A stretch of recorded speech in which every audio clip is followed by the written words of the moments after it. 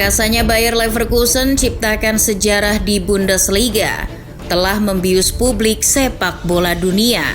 Namun selain Leverkusen, jangan lupa ada kejutan menarik dari Borussia Dortmund. Meski awalnya disepelekan, di Borussen bisa tembus hingga semifinal UCL musim ini. Padahal, jika melihat materi pemainnya, tergolong hanya diisi pemain muda dan buangan. Bagaimana bisa Dortmund melakukannya? Sebelum mengetahui lebih jauh tentang keperkasaan Dortmund di UCL musim ini, alangkah baiknya subscribe dan nyalakan loncengnya agar nggak ketinggalan sajian menarik dari Starting 11 Story. Musim lalu Dortmund yang masih diperkuat Jude Bellingham hampir saja juara Bundesliga di detik-detik terakhir. Namun itu adalah masa lalu. Pasukan Edin Terzic sudah move on dari kenangan pahit tersebut. Tapi celakanya, mereka musim ini malah kehilangan para pemain andalannya. Mereka satu persatu meninggalkan Signal Iduna Park. Sudah menjadi kebiasaan Dortmund, tiap musimnya selalu menjual para bintang andalannya. Dulu ada Ousmane Dembele, Jadon Sancho, Erling Haaland, hingga musim lalu Jude Bellingham. Namun kali ini Dortmund tak hanya kehilangan Bellingham saja, pemain andalan lain seperti bek kiri Rafael Guerreiro bahkan memilih menyeberang ke klub rival Bayern Munchen. Lalu ada gelandang bertahan andalan musim lalu, Mahmoud Dahoud, yang lebih memilih bergabung dengan pasukan De Zerbi di Brighton. Belum lagi pemain seperti Thomas Müller, Giovanni Reina maupun Thorgan Hazard yang juga ikut-ikutan hengkang.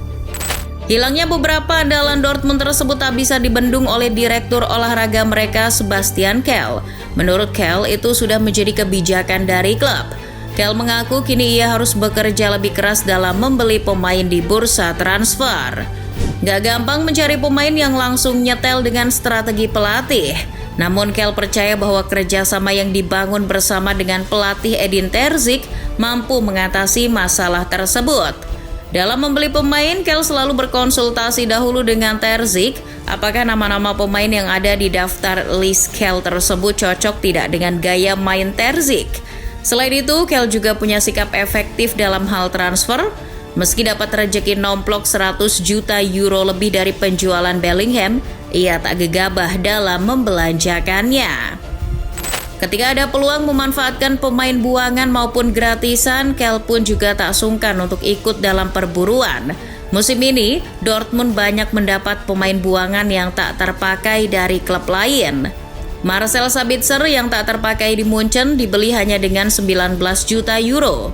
Jadon Sancho yang punya konflik dengan Ten Hag di MU diangkut dengan status pinjaman. Ketika krisis di bek kiri setelah ditinggal Guerreiro, mereka mendapat pemain yang tak terpakai di Chelsea, Ian Maatsen, serta Remy Bensebaini dari Mönchengladbach secara gratis. Selain dihuni beberapa pemain buangan tersebut, Dortmund musim ini juga banyak dihuni pemain muda. Edin Terzic suka memberikan menit bermain kepada para talenta muda. Hal tersebut menjadi salah satu faktor mengapa Dortmund musim ini banyak diisi punggawa muda seperti Moukoko, Adeyemi, hingga Jamie Bynoe Gittens. Oh iya, jangan lupakan juga pembelian pemain muda seperti Felix Nemeka. Mantan pemain Manchester City tersebut berani dibeli dari Wolfsburg dengan harga 30 juta euro. Nemeka bahkan jadi pembelian termahal di Borussen musim ini. Dengan operasi transfer tersebut, Dortmund disepelekan. Pasalnya secara materi mereka tergolong sederhana dan pas-pasan. Tak ada nama yang mentereng lagi seperti Bellingham di skuad Terzic musim ini. Namun hasilnya ternyata justru mengejutkan. Pemain muda maupun buangan yang dimiliki Dortmund tersebut mampu berpengaruh, terutama di UCL. Di laga melawan Newcastle di St. James Park, Dortmund meraih poin penuh lewat gol pemain muda baru mereka, Felix Nemeka. Lalu ketika menghempaskan AC Milan di San Siro, pemain muda seperti Adeyemi maupun Jamie Bynoe Gittens mampu mencetak gol. Di babak 16 besar ketika menghadapi PSV Eindhoven, giliran pemain buangan MU Jadon Sancho yang jadi aktor kemenangan. Sancho sumbang 1 gol di leg kedua yang membuat di Borussen lolos ke perempat final dengan agregat 3-1. Di babak perempat final, giliran pemain buangan Munchen, Marcel Sabitzer yang menjadi aktor kemenangan bagi Die Borussen. Menghadapi Atletico Madrid, pemain Austria tersebut mampu mencetak gol penentu di laga leg kedua yang membuat Dortmund lolos ke semifinal dengan agregat 5-4. Pemain muda dan para pemain buangan tersebut tampil apik musim ini bukan tanpa sebab.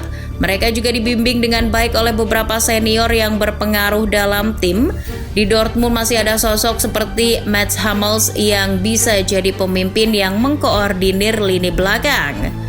Di lini tengah mereka juga punya sosok seperti Emre Can. Begitupun di lini depan mereka punya sosok seperti Marco Reus. Mereka semua dapat menjadi role model bagi para pemain muda yang ada. Arahan yang diberikan mereka di dalam maupun luar lapangan membuat para pemain muda Dortmund makin berkembang. Oh iya, jangan lupakan juga peran Edin Terzic sebagai pemimpin Dortmund di pinggir lapangan.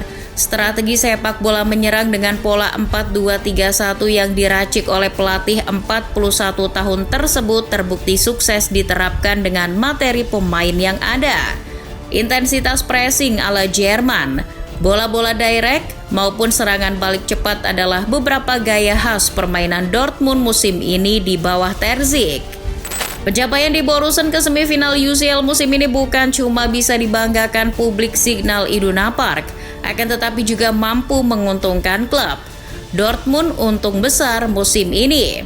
Menurut data Transfermarkt, mereka musim ini mengumpulkan untung hingga 113 juta euro. Cerdas memang Dortmund ini. Menjual pemain dengan harga mahal, membeli pemain dengan harga murah, namun tetap bisa berprestasi dan dapat cuan tambahan. Selain itu, pencapaian Dortmund ke semifinal UCL musim ini seperti rindu yang akhirnya terobati. Publik Signal Iduna Park sudah menanti selama 11 tahun untuk kembali tampil di semifinal UCL. Terakhir, mereka merasakannya di tahun 2013. Bak di Javu, tahun 2013 lalu mereka melaju ke semifinal UCL juga setelah mengalahkan wakil Spanyol Malaga. Saat itu tim asuhan Jurgen Klopp mampu melaju hingga ke partai puncak yang dihelat di Wembley. Namun sayang di final mereka digagalkan oleh Bayern Munchen. Musim ini Dortmund ingin kembali menggapai final. Mereka ingin meraih gelar UCL yang di tahun 2013 lalu luput dari genggaman. Kalau nantinya Dortmund ketemu Munchen lagi di final, itu akan menjadi suatu momen yang tepat untuk pembalasan dendam. Iya, sangat menarik untuk ditunggu jika terjadi.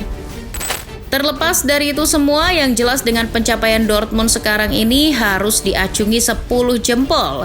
Menggunakan pemain muda maupun buangan, namun mereka tetap bisa berprestasi dan juga cuan. Salut! Alles Dortmund, alles.